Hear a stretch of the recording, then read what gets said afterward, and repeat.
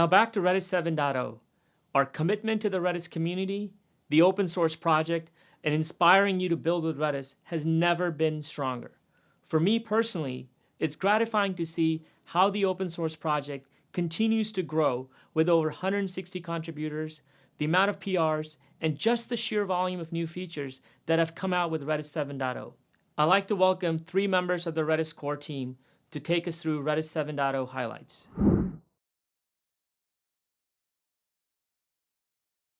Hi, welcome to RedisDays San Francisco 2022. My name is Itamar Haber. I'm a technological evangelist, a Redis geek, and a member of the Redis core team at Redis. Today's agenda is all about Redis 7, and joining me in this session will be Madelyn Olson and Oran Agra from the Redis core team. An example of Redis 7 evolution is programmability. First introduced in Redis 2.6, eval Lua scripts allow users to compose atomic server-side workflows that enjoy data locality. Their key assumption is that they belong in the applications domain. And when an application runs a script, it basically asks the Redis server to evaluate a script for it and return the results. Lua scripts have become quite popular over the years, and in Redis 7 we introduced the next evolutionary phase. Redis 7 functions are scripts on steroids, and they are a solution that we've developed based on feedback that we've got from the community. With Redis Functions, you can get your application to use an API, and functions allow code reuse inside the server, as well as the use of multiple execution engines soon. The key assumptions of Redis Functions is that they belong in the database. They are a part of the database rather than being a part of the application, and therefore can be deployed by an external force like the system's admin. This also means that functions can be tested and developed alongside the application rather than inside it. Let's jump to a quick demo to see how that actually looks. So to get started, this is a very simple example showing a basic Lua script that is run with the eval command. If I run it, you can see that I get back the expected result. But Lua scripts are usually a little more complex. Let's take a look at this one, for example. My script is a script that I already prepared, and this implements the hgetSet command in Redis. Basically, it gets and sets a hash field. There's also a long function here at the top. Please ignore it for now. And as you can see, after declaring the function, we return the function's execution to the caller. We can run this now. If we'll go back to the terminal, we can use this syntax, my script, like so. We just dump it into Redis CLI with the -x, and then we say script load. This causes the script to get loaded into the Redis cache, and now we can call it by using Redis CLI with the eval SHA command, providing it with the SHA sum of the script, then 1 to signify one key name. My hash is going to be the name of the key name. My field is going to be the name of the field, and some value is going to be the value that I'm going to set to this field. You can see that I got returned with a nil because the field and hash did not exist. And you can also see here that the execution of this Lua script started and ended. This got logged by this log function I told you to ignore. Now, this script runs and everything's dandy, but if I stop my Redis server, all right, and then I restart it, then trying to run the same command will basically fail because the script is only cached in Redis. It's provisioned by the application, or in this case, myself. And once the database is restarted, the script is lost, although the data is still there. I can prove it to you by doing the hget command on my hash and my field.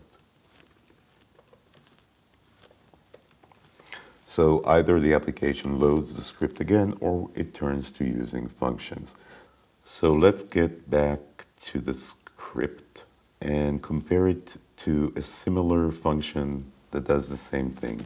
I'll open them side by side, and this is my functions library. You can see that there are very little differences between the two.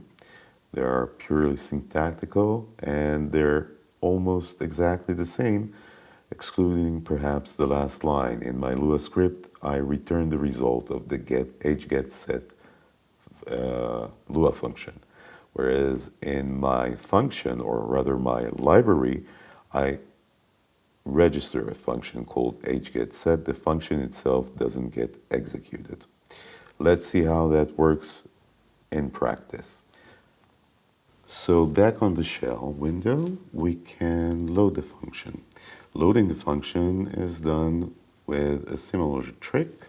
Let me just save some typing. Here we go. So I'm piping the contents of my Lua file to Redis CLI with the -x switch in order to make it eat the payload of cat. And then I'm calling function load, which is the command to load functions. Next, I give the engine name. Right now, we only support Lua, so I'll use Lua. And I give my library a name. Once I load it, I get back an OK, and the function is ready to run. I can run it just by doing Redis CLI, calling function fcall, and providing the function's name, which is getSet.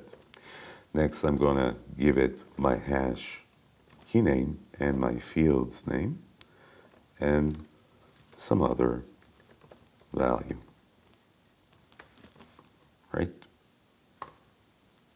And you can see that the function actually executed. I can see that the execution started and ended, and I can go and get my hash to see that it actually did what I expected it to do. Now, if I stop and start Redis, the function is still there, it's still viable, and I can replace my value with another value using the same function all over again. On top of being persisted and replicated by Redis, functions also allow reusing code. Going back to the example, if I look at a variant of the library that we've just used, we can see how this variant uses a common function called log in two different functions in the library. We have the getSet and the new functions, both of which are registered functions, so they can be called by clients. But note that both of them are internally using the log function, which is defined inside the library. The log function, in that sense, is being reused by different functions in the library. This was, up until Redis 7, impossible to achieve. Let's go back to the presentation. The next evolved feature in Redis 7 is the cluster's pub sub. When the cluster was added in Redis 3.0, it supported publish and subscribe, just like any single instance Redis deployment. This was done in order to allow non-cluster aware clients use the cluster for pub sub. However, in order to achieve that, messages are replicated across the full mesh cluster bus. In situations where there are too many messages or too many publishers in the system, this can overwhelm the Redis cluster. In Redis 7, we introduce Sharded Pub Sub. The idea is the channel names are hashed to slots, just like key names. Two new commands support this mechanism. First, spublish, which acts just like normal publish, but allows publishing messages only to the master shard that manages the specific hash slot. Otherwise, spublish will return a redirect operation to the client. Similarly, subscribe allows subscribing to a channel only with the relevant master or one of its replica shards. This requires cluster-aware clients, of course, but the good news is that cluster-aware clients are abundant nowadays. This also allows scaling the cluster's capacity in terms of adding shards, publisher, and subscriber to handle increased traffic. Thank you for listening, and I'd like to hand over the mic to Madelyn. Madelyn, take it away. Thanks, Itamar. As was mentioned, my name is Madelyn Olson. I'm an engineer that works on database systems, and I'm one of the members of the Redis core team. I'm honored and excited to be able to share with you some of the functionality that I have been working on for Redis 7. As Itamar mentioned, Redis 7 is all about deliberate evolution of existing features. So I'm excited to talk about the next iteration of Redis access controls. To understand the new features we're launching, let's start by covering what we have today and how we got there. In the early days of Redis, the engine only supported a single password that granted full access to the server. This functionality didn't meet the needs of many enterprise applications and limited Redis's deployment to insecure and multi-tenant environments. Redis 6 raised the bar on security by introducing TLS, providing encryption transit support for client data, as well as Redis 7's, which allowed creating simple users with rules that define their permissions and authentication. Initially with Redis 6, users could be defined with which commands they could execute and which keys they could access. This functionality was further refined in Redis 6.2, where we released the ability to also limit the access to Pub Sub channels. This functionality has been widely used to harden Redis deployments, but had some limitations. The first limitation was fairly obvious, even being requested before the launch of Redis 6, which was that a user could only have one set of allowed commands, which were able to operate on one set of key and channel patterns. If you wanted a user that could execute lpush only on one key and lpop only on another, you had to create two separate users. The second limitation was more subtle and drew inspiration from other database systems and how they handled their access control. It was that all keys were treated the same for authorization, even though there are commands which operate differently on their input keys. Consider the copy command, which copies the contents of a source key to a destination. If you wanted to create a user that could copy data out of key 1 and copy it into key 2, you also had to grant the inverse permissions of being able to copy the contents of key 2 into key 1. Both of these limitations highlight gaps where a single user might want to have different levels of access on different keys. This is why we believed it was important to solve these two issues together with the new Redis ACL features, selectors, and key-based permissions. Let's start with selectors.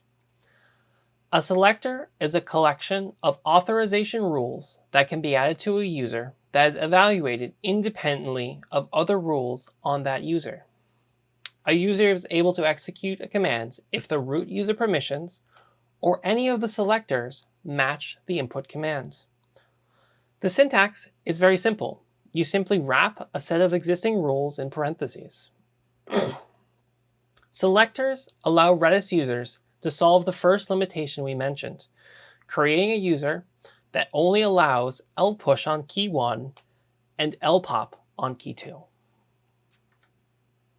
The second new ACL feature is key-based permissions. This feature enhances key patterns so that they describe how a command is allowed to use a key, not just which keys are being used. Initially, we are supporting read and write permissions, but insert and delete permissions may be added in the future. We would love for the community feedback in this area. How each key is used by a command is defined by a new feature as well, called key specifications, which you'll hear about from Oran in just a minute. With key-based permissions, we're able to solve our second limitation and specify an ACL that allows just copying from key 1 to key 2. Now that we've seen the high-level overview of selectors and key-based permissions, let's see them in action.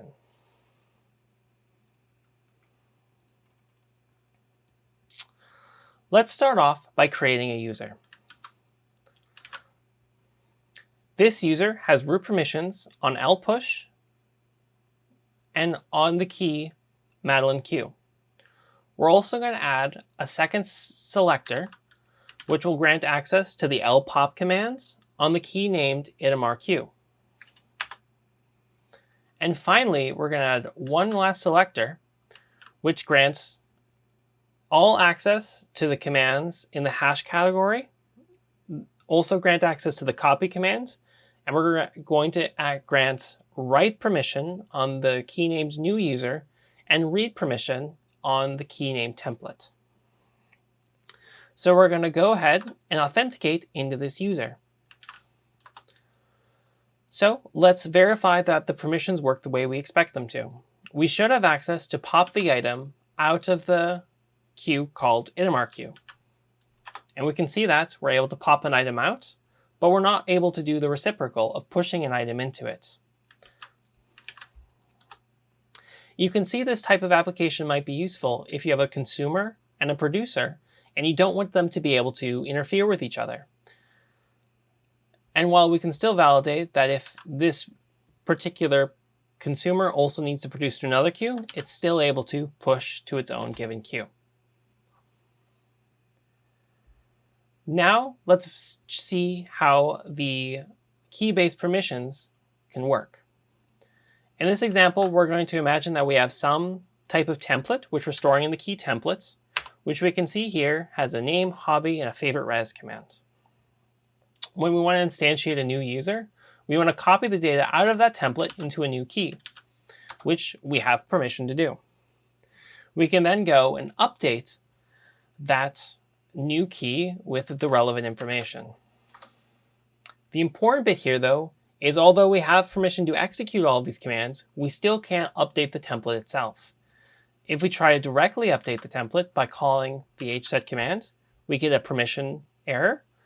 But more importantly, we're also not able to do a copy and try to overwrite the contents of template with this new user we just created. You can see here that this is a powerful tool to allow you to grant permissions to users that are more expressive than just commands and keys.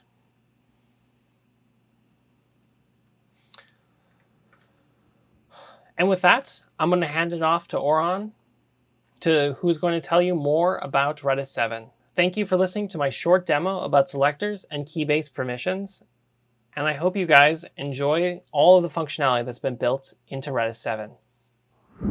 Thank you, Madelyn. In my part of this session, I'm going to talk about changes around command introspection and about important optimizations done in Redis 7. My name is Oran, and I'm working on Redis internals since 2014, initially as a contributor and more recently as part of the core team that leads the open source Redis. Redis has a command named command, which is mainly used by client libraries in order to determine which arguments of each command are specifying key names. This is needed in order to know which cluster node the command should be sent to. Redis 7 extends the output of command with a few additional fields. One field is called tips, which among others tells the client libraries if the command should be propagated to just one cluster node or possibly to all cluster nodes, including or excluding replicas, and how the responses should be aggregated, or for instance, if it's enough for one error or one success to justify returning success or error to the caller. Another field is key specs. Up until now, the information in command only allowed clients to be able to determine key names for a subset of the Redis commands. For others, client had to either implement explicit logic about each command or resort to an extra round trip to the server to be able to tell which cluster node to send the command to. The new key specs are more complex, allowing coverage for the entire Redis command set. These changes mean less hard-coded logic in the client libraries, allowing for implicit or faster adoption of new Redis versions. And maybe more importantly, they will allow clients to correctly treat module commands implicitly, since Redis will provide information about module commands in the same command response. The last new field in the command response is a list of subcommands. There are some commands in Redis that have distinct subcommands. For instance, the client command has client kill, client set name, client info, and so on. In Redis 7, these are listed too, and each of them contains all the information that's available for a normal command, such as ACL category, flags, key specs, and so on. Another important command introspection feature is the new command docs command. This command is meant to serve as a single source of truth for all Redis commands. Their arguments, history, metadata, and other documentation details. It is already used by Redis.io documentation website and by Redis CLI command prompt hints. Other than unifying all the information about Redis commands in one place, it also lets module to be part of this game. So for instance, the completion hints of Redis CLI will also implicitly handle module commands, for modules that provide this information, of course. There is another important change related to commands in Redis 7, which is the promotion of subcommands to be handled like commands. Up until now, for many cases, Redis was treating all subcommands of a certain command in the same way. In Redis 7, each of these subcommands has a different set of flags, different ACL categories, different key specs, etc. So one subcommand can be a write command, and another can be read-only. For instance, client kill is still part of the ACL admin category, but client set name is not. Another impact of this change is that command statistics are now counted separately for each subcommand.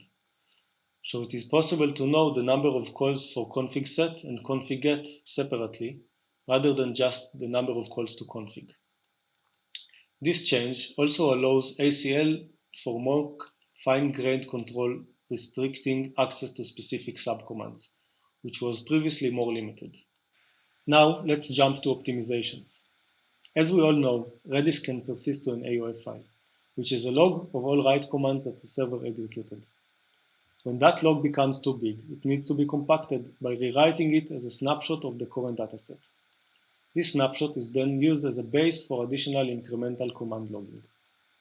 The old mechanism for AOF rewrite had quite a few problematic overheads. For one, Redis had to keep a buffer in RAM of all the write commands that are executed while the rewrite is taking place, so that it can write them to the new AOF file once that's ready. So that's RAM overhead. The second is that it meant that all these write commands are written to the disk twice, once into the old AOF file, to be used in case the catastrophe happens before the rewrite is completed, and once into the new AOF file. So that's disk bandwidth overhead. Lastly, there are scenarios in which the buffer I mentioned before had to be flushed into the disk from the context of the Redis main thread. This could cause nasty latency spikes and even complete freezes, sometimes minutes long. The new design is that Redis maintains an AOF folder containing multiple AOF files which are tracked by a manifest file. With this new design, when the rewrite starts, the parent process starts a new part file for the previous AOF, to which all write commands go. When the rewrite ends successfully, that new part of the previous AOF becomes part 2 of the new AOF, which is logically placed after the new base file created by the rewrite. This completely eliminates all of the overheads, no RAM buffer, no double writes, and no freezes.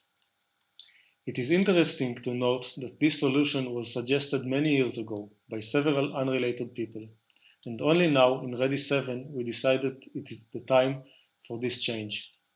Another important optimization in Redis 7 is about reducing copy-on-write memory overheads. As you may know, Redis uses the fork system call to create point-in-time snapshots without blocking the main process. This instantly creates a new child process that shares the parent process's memory. The child process generates the snapshot, and the parent process keeps serving clients. Only when the parent process modifies the shared memory as a result of a write command, it causes the kernel to clone portion of the memory with a mechanism called copy-on-write. In extreme cases, copy-on-write during replication or persistence can add up to 100% memory consumption. In theory, we could let the child process release memory that it doesn't need anymore. but the fact is that releasing it to the heap allocator is likely to cause more harm than good. An idea I came up with many years ago was to bypass the heap allocator and directly instruct the kernel to reclaim that memory. That's done after a piece of memory is no longer needed in a child process. If done after copy on write was already happened, it still releases the memory. If done before the copy on write happens, it reduces the copying overhead too. Like many other improvements in Redis 7, a community member stepped in to implement and test it. I would like to use this opportunity to thank Shooter IT for that. There are many other major optimizations and improvements in Redis 7. I can't list them all here. Many of them were either suggested, driven, or implemented by the community. I'd like to spend a minute describing another contribution suggested and implemented by Shooter IT. When Redis executes a write command, it needs to propagate it to each of its live replicas as well as store it in the replication backlog, which is a buffer that is used in order to serve partial sync requests from when a replica drops and quickly reconnects. Redis ends up writing each of these write commands to several buffers, again one for each live replica and one to the backlog. These buffers normally only grow when the replica is either lagging or doing a full sync, which involves producing a snapshot and sending it to the replica. Simply put, this change lets all these replication buffers be shared, reducing memory consumption and also some memory bandwidth. It also has some other advantages, like eliminating some freezes or latency spikes, like when a replica connects and had to copy a large amount of data from the backlog. Another nice side effect of this change is that the replication backlog is no longer pre-allocated to its full size, and instead gradually grows when being filled with more data. I'd like to mention again that many of the achievements of Redis 7 are made possible due to our several very dedicated community contributors and also many sporadic contributors. I'd like to thank them all. Thank you all for watching this session about Redis 7. If you want to try it right now, the release candidate is available at the Redis repository and also on Docker. We'd love to get your feedback on the new release, so feel free to come to Redis repository with feature requests, questions, and issues. Thank you. Thank you, Redis core team, for a great session. Redis 7.0 introduces new capabilities like shared pub subs and improved support for ACLs. But what stood out for me is Redis Functions that decouple scripting from the application code and allows scripts to be stored and managed like other Redis data on the server side. It gives you more flexibility to build and distribute logic across Redis instances and reduces the amount of code you need to maintain on the client side.